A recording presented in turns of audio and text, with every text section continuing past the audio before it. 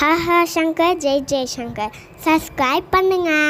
ஸ்ரீ மகா பெரியவா திருவடிகள் சரணம். என்னோடய சேனலை தொடர்ந்து ஃபாலோ பண்ணுற அத்தனை பேருக்கு நன்றி. என்னோடய சேனலில் பொது பரிகாரங்கள், சக்தி மிகுந்த ஸ்லோகங்கள், எளிமையான தாந்திரிக பரிகாரங்கள் நான் கொடுத்துக்கிட்டு இருக்கேங்க. நீங்கள் நம்பிக்கையோடு செய்யும்பொழுது உங்களுக்கு உடனடியாக பலன் கொடுக்கக்கூடியதாக இருக்கும்.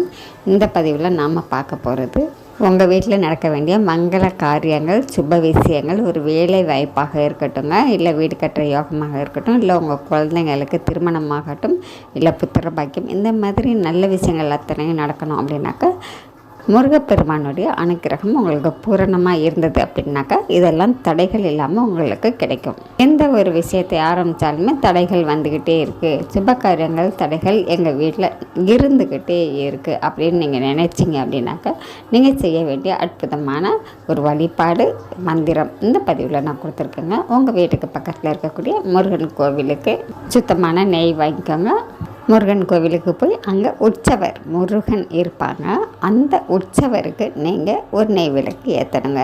செவ்வரளி மாலை சாத்தலாம். சாத்திட்டு நீங்கள் உங்களுடைய தடைப்பட்டு நிற்கக்கூடிய எந்த விஷயமாக இருந்தாலும் சரிங்க, அதை மனசார தடைகள் இல்லாமல் நடக்கணும்னு சொல்லி மனசார வேண்டிக்கோங்க.